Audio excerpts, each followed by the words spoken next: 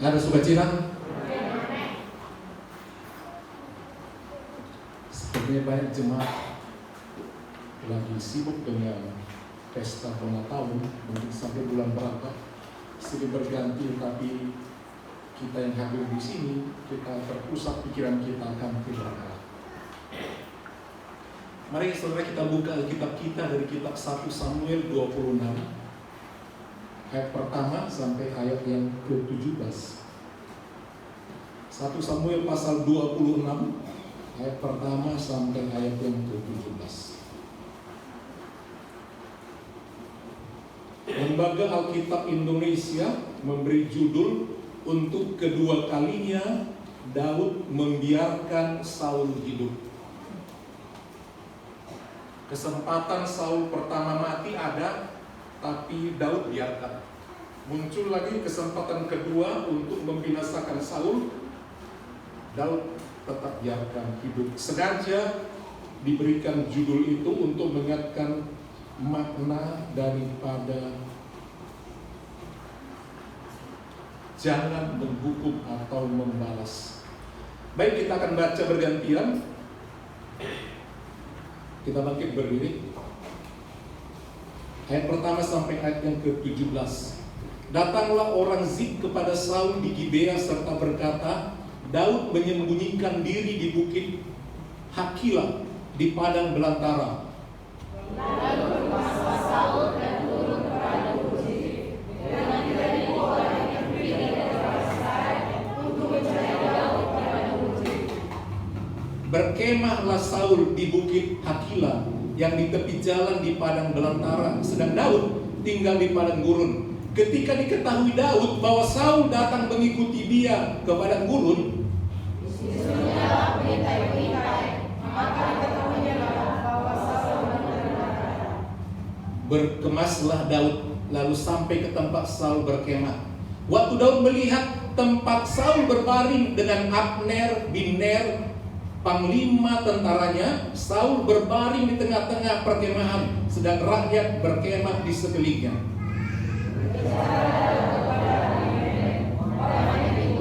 Dan kepada Abisai, anak Zeruia, saudara Yoab, katanya, siapa yang turun bersama-sama dengan aku pada Saul ke tempat perkemahan itu? Jawab Abisai, aku turun bersama-sama dengan engkau. Datanglah Daud dengan Abisai kepada rakyat itu pada waktu malam. Dan tampaklah di sana Saul berbaring tidur di tengah-tengah perkemahan dengan tombaknya terpancang di tanah pada sebelah kepalanya, sedang Abner dan rakyat itu berbaring di sekelilingnya. Lalu berkatalah Abisai kepada Daud, pada hari ini Allah akan menyatakan musuhmu ke dalam tanganmu.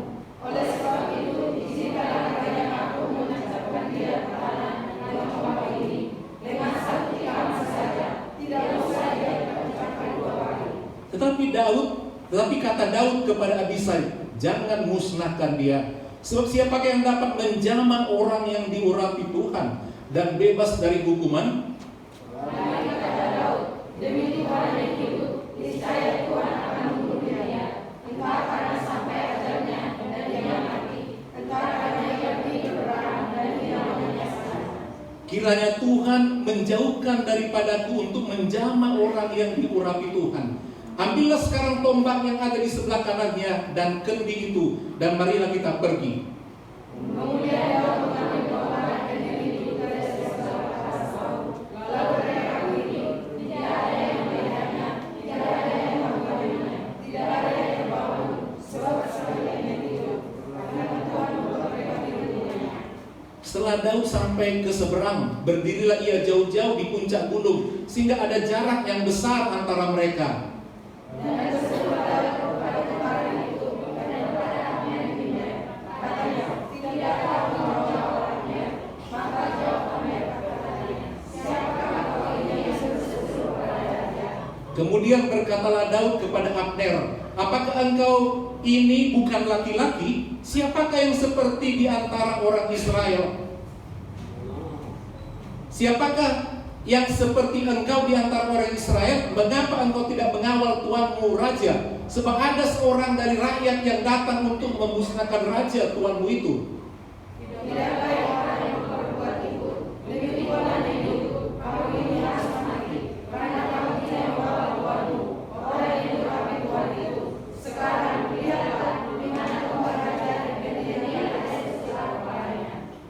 Saul mengenal suara Daud. Lalu ia berkata, "Suarabukah itu anakku Daud?" Jawab Daud, "Suaraku, tuanku raja." Puji Tuhan.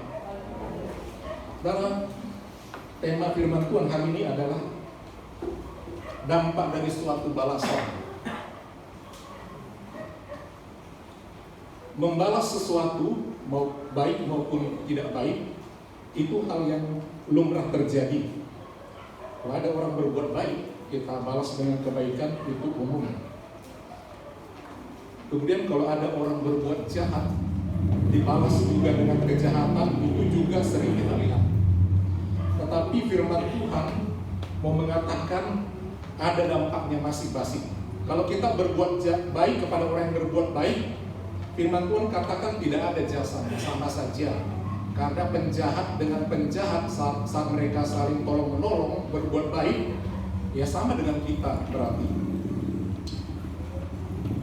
Kita melihat di sini kisah perselisihan antara Raja Saul dan Daud. Kenapa sampai berselisih? Di dunia ini terjadi saling balas-membalas untuk suatu tindakan kejahatan, dan itu membuat dunia ini menjadi kacau. Karena apa? Selalu dibalas, sehingga menjadi satu lingkaran yang tidak putus-putus. Satu berbuat jahat, dibalas lagi jahat, balas lagi, balas lagi, balas lagi. Jadi tidak habis-habisnya. Firman Tuhan mau mengajarkan kita untuk berbeda dengan hal itu, yaitu jangan membalas kejahatan dengan kejahatan. Ini memang satu hal yang sangat sulit. Kalau dalam perjanjian baru dikatakan kalau engkau ditampar pipi kiri, kasih pipi kanan, walaupun pengertiannya bukan tampar seperti ini, tapi artinya kalau kita sampai merasa ditampar melalui perkataan, sampai kita dipermalukan, nggak apa-apa. Jangan membalas dengan mempermalukan orang lain. Jadi tidak sekedar pengertiannya tampar, kasih lagi, pukul, bukan seperti itu. Ya, sebab pengertian ditampar itu bisa mempermalukan. Aduh, mukaku kayak udah ditampar depan orang sampai merah karena dia ceritakan begini-begini. Itu namanya ditampar. Kita melihat di sini dua kekuatan, dua-duanya hebat. Saul dia sebagai raja, sementara Daud adalah seorang panglima perang juga. Mereka berselisih. Ada satu kebencian daripada Raja Saul kepada Daud. Udah banyak kebenciannya. Pertama, memang roh Allah sudah undur dari Saul karena pelanggarannya. Kita tidak bahas itu. Sehingga roh Tuhan tidak ada padanya. Walaupun demikian, masa lalunya sebagai orang yang diurapi. Ini penting pengertian kata diurapi. Diurapi dalam perjanjian lama itu untuk orang-orang yang khusus. Misalnya seorang raja baru, dia akan diangkat menjadi raja, maka dia harus diurapi, diberi minyak dari satu tanduk, sudah diberkati, sudah doakan. Minyak itu minyak urapan, bukan seperti sekarang ini banyak orang jual minyak urapan. Kalau dulu minyak urapan itu rempahnya ada banyak-banyak dan tidak ada yang tahu mencampur rempah-rempah ini.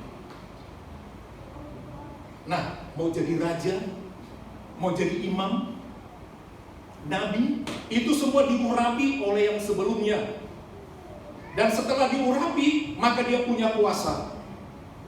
Ada otoritas Allah dalam dirinya. Nggak boleh orang sembarang menjamah. Berbicara pasti ada balasannya. Tuhan Yesus juga disebut yang diurapi. Kristus, Tuhan Yesus Kristus, Yesus yang diurapi. Kristus artinya yang diurapi. Jadi di situ ada pengurapan, ada kuasa Allah pada dirinya. Nah, Raja Saul dihargai oleh Daud sebagai yang diurapi. Jadi jangan pernah menjamah orang yang diurapi, ada hukumannya. Walaupun orang itu bisa saja melakukan kesalahan. Sebab apa? Ada tanda kuasa pada dirinya. Kalau ada orang yang berani menjamah, maka Tuhan yang akan menghukum. Itu sebabnya ketika ada kesempatan kedua kali bagi Daud untuk membalas kejahatan daripada Saul kepadanya, ketika anak buahnya mau membunuh, jangan. Nah, coba-coba, dia orang yang diurapi. Biarkan Tuhan yang adil yang menghukum. Entah dia karena mati berperang, Apa dia karena mati karena penyakit atau karena apa? Biarkan Tuhan.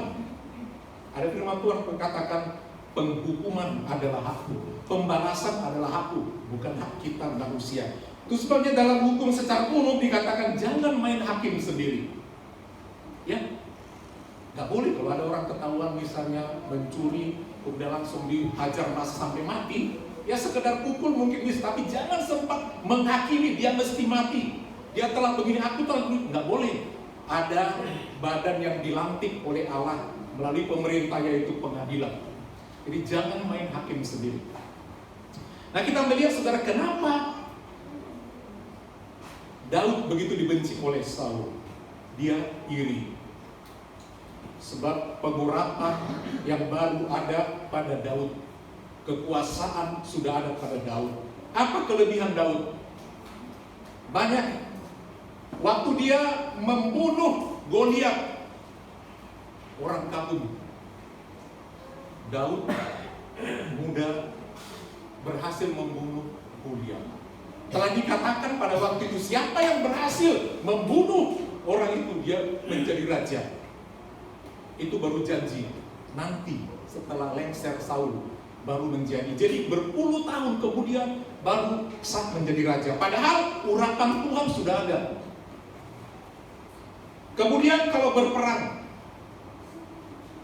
Daud bisa membunuh banyak orang. Sehingga perempuan-perempuan Yerusalem berkata, Daud, ya, Saul membunuh beribu-ribu, tetapi Daud membunuh berlaksa-laksa. Berbagai upaya Saul untuk membunuh Daud, dari mulai kisah anaknya bernama Yonatan, sampai mereka lari, ingin ditembak, ingin ditombak, tidak berhasil karena ada pengurapan daripada Daud. Nah dalam ayat ini diceritakan ada kesempatan kedua. Kesempatan pertama itu di pasal 24 ayat 17. Satu kali seperti itu juga Saul sedang berusaha membunuh Daud. Dia lagi di gua, kebetulan ketahuan sama Daud dalam gua yang gelap itu. Dia potong puncak jubahnya, kemudian dia keluar, namanya gua gelap. Baru setelah di luar dikatakannya, Saul, lihat jubahmu udah putus puncak jubahnya. Kenapa engkau mengejar-ngejar aku? Apa salahku? Kira-kira demikian. Akhirnya sampai menangis Saul kepada Daud, untung aku tidak engkau bunuh. Dikatakan demikian. Itu yang pertama. Yang kedua ya ini, dikatakan dari ayat yang pertama tadi dikatakan mereka turun untuk mencari Daud. Datanglah orang Zif kepada Saul di Gibeah serta berkata, Daud menyembunyikan diri di bukit Hakila karena mau dibunuh. Dia sembunyi di sana di padang belantara. Lalu berkemaslah Saul dan turun di padang gurun Zif dengan 3.000 orang terpilih. Dia tahu di sana yang mau aku bunuh.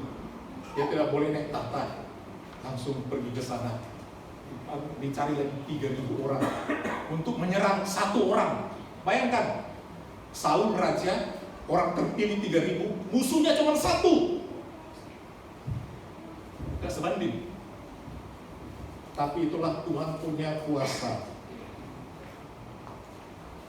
Ketika malam hari ketahuan, oh sudah datang itu orang tua yang mau membunuh aku, beserta pasukannya, nyawaku bisa melayang, tetapi nyawaku ini adalah milik Tuhan. Dan pada waktu malam dilihat raja tidur dikelilingi oleh tentara. Raja bawa kendi untuk minum, juga tombaknya ada di sampingnya. Tapi pada malam itu Tuhan bikin semua orang tidur tidak. Dan pengawal-pengawal Daud juga, dia punya pengikut juga. Tuanku, aku bunuh ya. Ini musuh tuanku. Tuanku tidak pernah bersalah, dia mau membunuh. Sekali tikam aja, sekali tombak udah mati, gak usah 2 kali. Saudara, jangan. Dan selanjutnya akhirnya sadar dan kembali dikatakan bahwa dia tidak mau membunuh orang yang diurapi oleh Allah. Kita mendapat pelajaran dalam hal ini. Kenapa sampai Daud tidak mau membalas kejahatan dengan kejahatan itu? Karena dia mengetahui firman Allah. Dalam Injil Matius juga dikatakan demikian, tetapi aku berkata kepadamu, kasihilah musuhmu dan berdoalah bagi mereka yang menganiaya kamu. Roma 12 ayat 14, berkatilah siapa menganiaya kamu, berkatilah dan jangan mengutuk. Jadi saudara, kenapa sampai seperti itu? Tuhan katakan, jangan membalas kejahatan dengan kejahatan. Contoh nyata dalam Alkitab, kembali kisah Yusuf. Yusuf diperlakukan jahat oleh saudara-saudaranya. Ya, dia sampai dijual ke Mesir. Selama 13 tahun dalam cerita dia sudah dianggap mati. Setelah kira-kira 13 tahun dunia terbalik. Dia memang menderita 13 tahun jadi budak akibat dijual. Tadinya dia enak di rumah orang tuanya. Dia masuk penjara juga di sana karena difitnah di Mesir.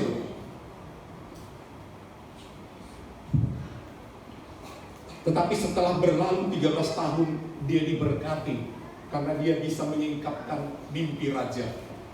Dan akhirnya dia pun menjadi seorang penting disebut Perdana Menteri. Saudara tahu sendiri kalau Perdana Menteri di Singapura ada Perdana Menterinya. Anak muda tahu siapa Perdana Menteri Singapura? Perdana Menteri Singapura sekarang siapa? Nggak tahu.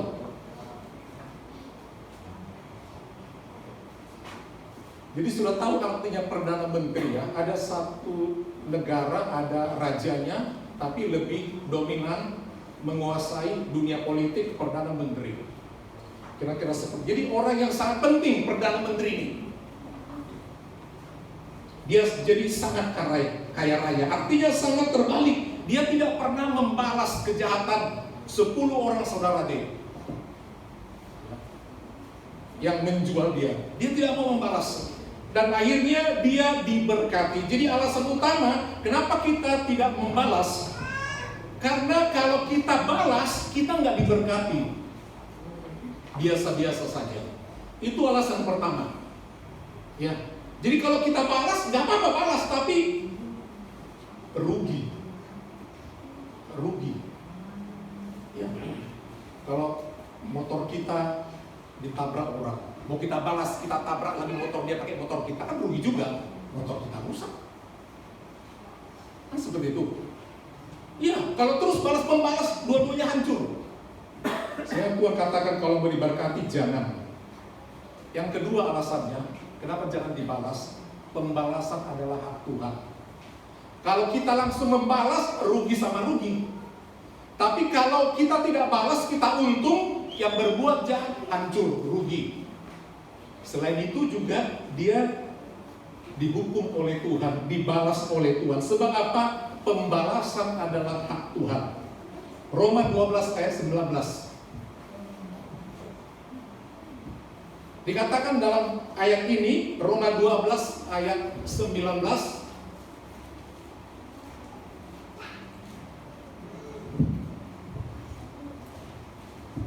Dapat Alkitabnya? Boleh dibaca?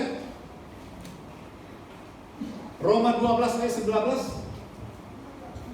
Saudara-saudaraku yang kekasih, janganlah kamu sendiri menuntut pembalasan, tetapi berilah tempat kepada murka Allah. Jadi pembalasan Tuhan paling adil. Paling adil. Kalau pembalasan kita bisa melebihi harusnya dia rugikan kita 100.000, belum tentu 100.000 kita tuntut dia menjadi rugi. Bisa menjadi lebih daripada itu. Jadi tidak pernah tepat. Tapi kalau kita serahkan kepada Tuhan, ya Tuhan tahu bagaimana untuk menghakimi orang itu. Jadi hukum tabur tuai tetap ada. Nggak perlu kita menentukan bagaimana hukumannya. Biar Tuhan. Supaya apa? Supaya kita enggak dihukum Tuhan. Supaya kita diberkati oleh Tuhan. Itu saja. Boleh balas, tetapi akan terus disakiti selamanya. Tidak ada untungnya. Tapi kalau kita diam, pembalasan adalah hak Tuhan. Memang di awalnya kita bilang, aduh enak kali dia ya. Enak kali dia. Itu sebabnya ada ayat firman Tuhan dikatakan, ya, barang siapa dikatakan mengambil pakaianmu, kasih jubahmu. Artinya enggak apa-apa. Mungkin dia lagi jatuh miskin. Mungkin dia lagi susah. Tidak apa diambilnya. Artinya jangan membalas. Jadi yang kedua, selain kita untuk diberkati, yang kedua adalah pembalasan adalah haknya Tuhan. Yang ketiga, saudara, kalau kita membalas, maka doa kita bisa terhalang. Ada ayat firman Tuhan juga dalam perjanjian baru, jikalau engkau pergi ke bait Allah, kemudian engkau teringat akan saudaramu, ketika kita mau membawa persembahan, jangan dulu bawa persembahan itu. Waktu bawa persembahan tentu ada doanya. Nanti nggak terima segala persembahan dan nggak diberkati persembahan itu. Pergi dulu berdamai, baru bawa persembahanmu kemari. Jadi artinya adalah mari kita untuk tidak membalas, supaya kita diberkati oleh Tuhan dan doa kita dijawab oleh Tuhan.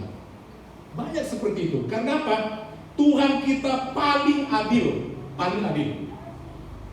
Kalau mau diberkati, memang sulit. Tapi kalau saudara mau diberkati, tidak usah membalas kejahatan itu dengan kejahatan.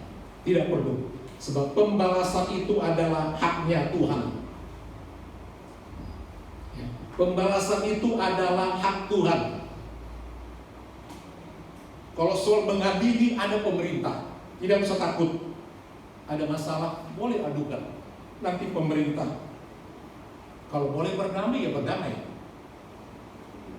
Memang ini hal yang sulit. Di antara hamba-hamba Tuhan juga begitu. Temannya buat salah, lapor ke polisi, lapor. Padahal itu memalukan. Karena tidak ada pengampunan, tidak ada maaf. Dia seperti itu. Aku sudah maafkan di hati, tapi bawa juga ke pengadilan. Itu bohong. Ya, adukan juga. Kalau bisa berdamai.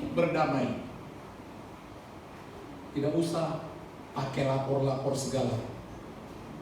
Roma 13 ayat 4. Roma 13 ayat 4.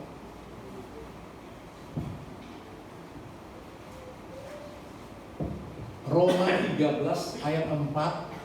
Karena pemerintah adalah hamba Allah untuk kebaikanmu. Tetapi jika engkau berbuat jahat, takutlah akan dia. Karena tidak percuma pemerintah. Lanjut ayatnya. Karena tidak percuma pemerintah menyandang pedang. Bukan pengertiannya ada pedangnya, artinya ada kuasa, ada hukum, ada dalil. Dia diberi otoritas. Di situ ada hakim yang menentukan. Ya. Jadi di negara ini, di dunia ini yang sering dipakai menjadi tangannya Tuhan untuk menentukan sesuatu, ada beberapa orang, ada beberapa jabatan. Hakim. Hati-hati dengan hakim. Dokter, dia disumpah untuk sesuatu pengobatan atau menentukan resep. Sebab nyawa ada pada dokter juga. Dia harus hati-hati. Ini nyawa orang. Pendeta, itu beberapa orang yang dipakai Tuhan harus hati-hati. Sebab dia bisa menghidupkan, bisa mematikan juga, bisa memberkati. Guru, sempat ajarannya salah, hati-hati. Itu beberapa tokoh yang dipakai oleh Allah yang harus berhati-hati. Karena apa? Mulut mereka menentukan. Kalau guru ajarannya salah, hancur. Kalau hakim salah mengambil keadilan, tidak adil, dia pakai suap. Tuhan, itu sebabnya seorang hakim atau jabatan yang berat, dia harus diangkat sumpah di atas kitab suci agamanya. Langsung angkat. Hati-hati kalau mau ngomong. Pendeta ketika dia mau dilantik menjadi pendeta penuh, itu disumpah bersujud, kalau tanggung jawab sampai yang mengutusnya. Seperti itu. Semua pendeta mau pastor di berbagai gereja, semuanya dia bertanggung jawab kepada Tuhan. Karena apa? Ya, semuanya kan diserahkan sama dia. Kalau pendeta lahir dibawa ke dia tuh. Ada anak nanti mau penyerahan, dibawa ke gereja. Kalau sakit, oleh pendeta. Seperti itu. Oh nanti dia mau baptis, dibawa ke pendeta. Mau menikah, ke pendeta. Karena sah nikahnya bukan negara, bukan sipil. Pendeta dulu, baru ke sana. Kalau meninggal, pemerintah bukan. Tetangga yang kuburkan bukan. Pendeta. Seperti itu. Yang seterusnya untuk mensahkannya. Jadi harus di atas sumpah, nggak boleh asal ngomong. Sebabnya Daud sangat takut menjamah. Aku tidak berani menjamah yang dibunuhnya. Tuhan. Jadi kalau pengadilan sudah ketok palu, udah nggak bisa lagi apa-apa. Terimalah. Jangan rusak kantor pengadilan. Sebab pemerintah dipakai oleh Allah untuk menentukan. Mari kita sebagai anak-anak Tuhan, sepanas-panas apapun, kalau boleh usahakan berdamai. Satu kali ini hanya ilustrasi untuk membalas kejahatan dengan kebaikan. Ada satu tetangga hidup bertetangga, entahlah kenapa ayam tetangga masuk ke rumah merusak tanaman, emosi yang punya rumah itu. Sekali dua kali boleh, tapi ini terus-terusan nggak tahu sampai hancur semua rusak. Satu kali emosinya si tetangga itu lihat karena mengotori dan merusak, lempar ayam itu, mati. Baru diambilnya ayam itu. Ini ayam paling baru dari semua ayam yang lain nggak ada berani masuk ke pagar tetangga. Tapi yang satu ini minta ampun. Dia pikir begitu, saking emosinya.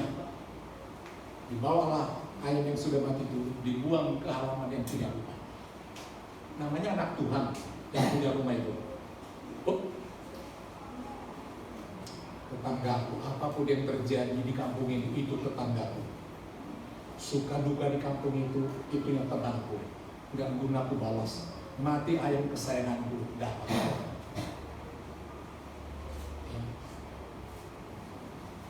Dilihatnya, udah hampir mati, pokoknya udah hampir mati, udah sekalian dibawa ke dapur ayam itu, sembelihnya. Sebab masih bernyawa, sembelihnya dia masak yang enak, bikin lagi masakan yang lain, habis semua, ya. Ngomong pun nanti yang enak, ya udahlah. Itu kawanku juga ya, udah dimasak enak, disertai juga dengan kue, diantar ke rumah tetangga yang melempar tadi. Bu, ada berkat. Namanya, berkat pula. Padahal ayamnya udah matikan. Ya, ya masuk bu, karena begitu ramah. Kenapa bu? Ini ada berkat sedikit. Terima kasih Tuhan berkati. Sampai ya, saya letakkan di meja, dia buka. Aduh, enaknya ayam. Terima kasih Bu, puji Tuhan. Karena itu mereka jadi baikan. Ya, aku salah selama ini. Aku salah menilai. Cuma berbalas-balasan. Oh, ayamku lempar dia. Lewat nanti ayam dia, entah anjing dia pukul, lempar. Atau anaknya. Kalau dibalas-balas terus selesai masalah. Tidak selesai. Amin Bapak Ibu. Akan terus begitu. Balas kejahatan dengan kebaikan.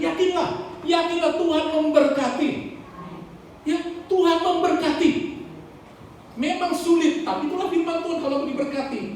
mau balas-balasan silakan, hancur-hancuran lah. Terus hancurkan, nggak selesai-selesai. Tapi Tuhan katakan, mau stop berdamai. Itu sebabnya kisah corona ini. Ada orang katakan, kalau mau stop, itu kan suara teguran Tuhan. Berbagai bencana kan teguran dari Tuhan. Coba kita semua mau mendekatkan diri kepada Tuhan. Tuhan bisa stop. Tuhan bisa stop semua itu. Jangan terus kita seperti itu. Jangan terus kita kacaukan dunia ini.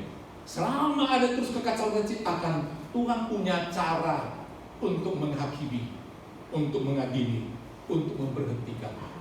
Cara yang terbaik adalah jangan balas. Amin, Bapak Ibu. Boleh balas tapi rasakan terus nggak enak di hati. Apalagi yang bertetangga, jaga saudara.